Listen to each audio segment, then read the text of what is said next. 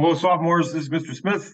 I'm here to talk to you about the course selection process for choosing courses for junior year. Okay, so for the next month and a half or so, you're going to be thinking about your courses for next year and making some decisions so that you have a good schedule. Okay, so let's get started. This year, everyone is taking Scripture and English 2, and some version of history, science, chemistry are integrated, math, language, fine arts, health, and wellness. So next year, it's going to be similar, but you might have a little bit more choice. Okay. So next year, you're going to have ethics. Everyone's taking ethics next year. Everyone is going to take either English 3 or English Lit Comp AP. And then most guys are going to take social studies, science, math, and a language, and as well as a fine arts class if they're passionate about the arts or if they are working towards their 1 credit. There's some variation in here. You know, there's multiple levels of science. For example, you might take physics, but there's several different levels of physics. Social studies, you could do USAP or, you know, US History 2, etc. So there's going to be some choices. Let's remind ourselves of our graduation requirements.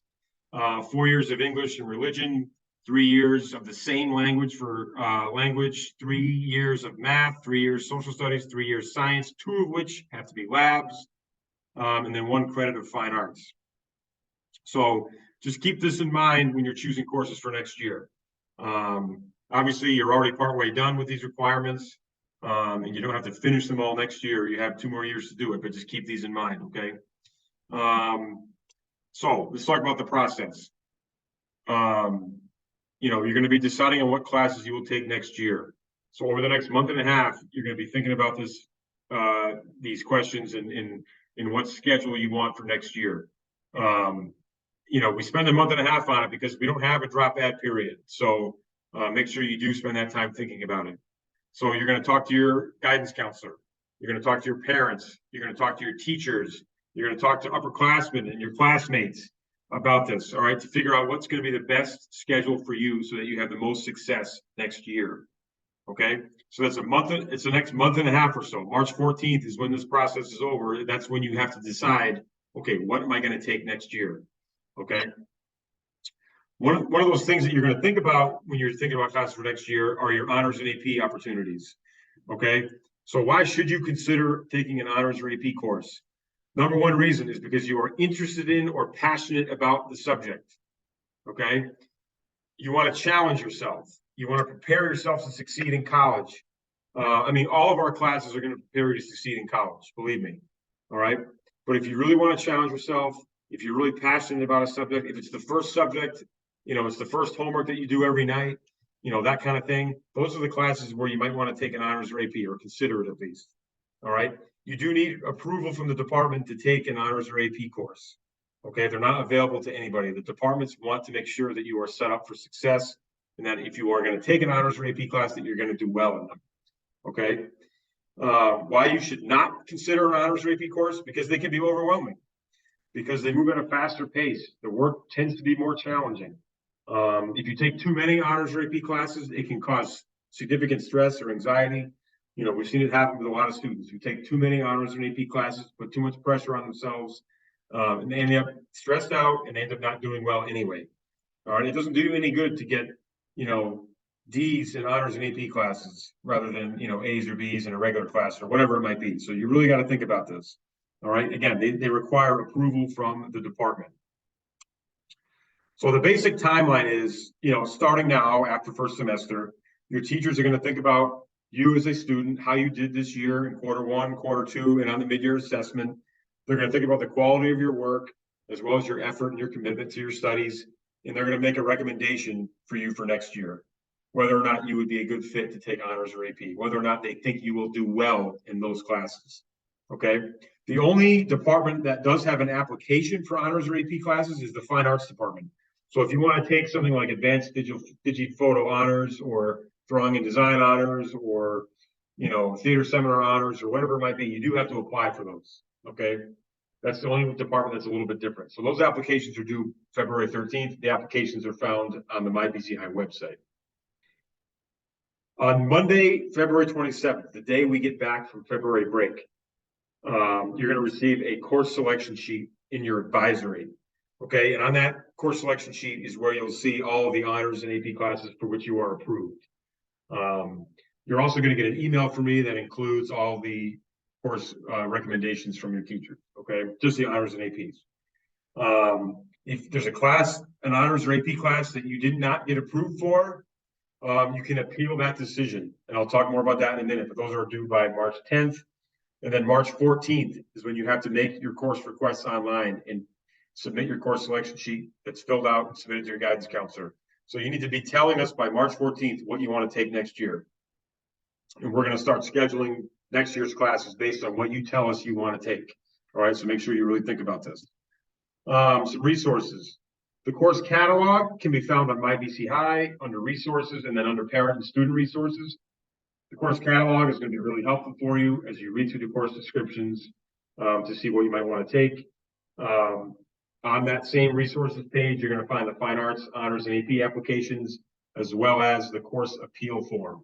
All right, the course appeal form really is just going to be a link online. You fill out the form and an email gets sent directly to the department chair. Okay, so that has to be done if you want to take a course for which you were not approved. And I'll talk more about that process in a little bit. The course selection sheet, you might remember from last year, at the top of it is going to be a list of the honors and AP classes for which you are approved. And then below that is where you're going to write down the courses that you want to take. And then you're also going to be reminded to request those online. And then further down the sheet, you're going to write down whether or not you're going to take a fine arts class. And then all the way at the bottom is the signatures, where you need a parent or guardian signature, your signature, and then when you submit it to your counselor, the counselor will sign it. All right, so you're going to get this sheet that's, based on the course recommendations for you individually. You're going to get this after February break during advisory. So again, the course appeals. What happens if you're not approved for a course that you want? You can submit an appeal to the department. The appeals form really is just like, what course are you appealing to get into? Why do you think you would be a good fit? The teacher already has your grades and stuff like that. But again, the department may or may not approve you for the course. They don't want to put you in a position to fail, okay? So they want to make sure that if they approve you for the course and you take it, that you're going to do well, all right? So make sure you submit those by March 10th. If there's any course, honors or AP course that you didn't get approved for that you would like to take. Again, that doesn't mean you're going to get to take it, but at least you'll give yourself a chance if you appeal the decision. All right. The idea is to find balance.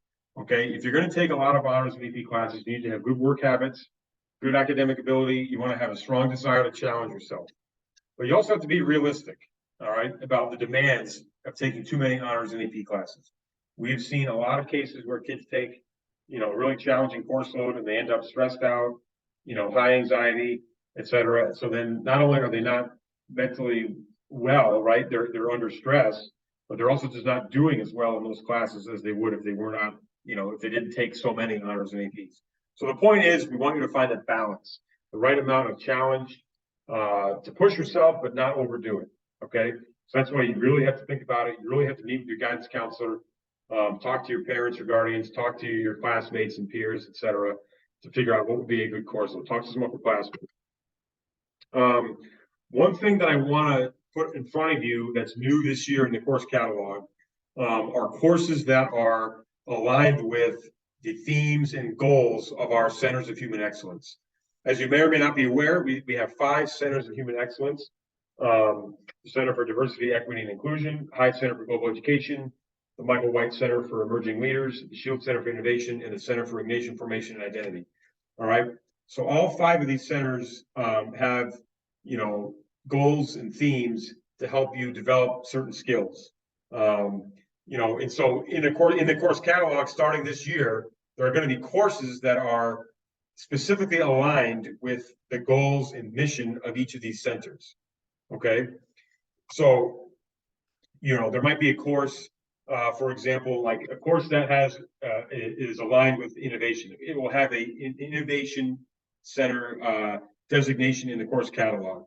All right, so that means that the course, it might incorporate project-based assessments. It might include real-world, contextually relevant problem solving, methods in it. You might be working on things that are about iterations and trial and error and, trying to help you become problem solvers and stuff like that. So, if you take a course that has a course designation, and there might be some supplemental work that goes along with that, what you will get is a designation on your transcript that you are an innovation scholar, something like that, okay? And so there are going to be courses in the course catalog that are aligned with each of these 5 centers, okay? This is not a requirement. This is not something you have to do, but I think it is something that will make your transcript stand out, all right? So this isn't something that's just for next year either. You've got 2 years to do this. You might take a couple classes in innovation. You might take, a course that has a designation in each of the 5 centers, in which case your transcript, will include a certificate that you completed work in all 5 of the centers of human excellence, okay? So when you look at the course catalog, you're going to see things like this. So for example, the first one on this list is Models of Leadership. That course happens to be for seniors, so you won't be available to take it next year, but that course aligns with the goals and values of the Michael White Center for Emerging Leaders. World Religions is aligned with global education. The one on the bottom, English Lit and Composition AP, that's one that you can take next year.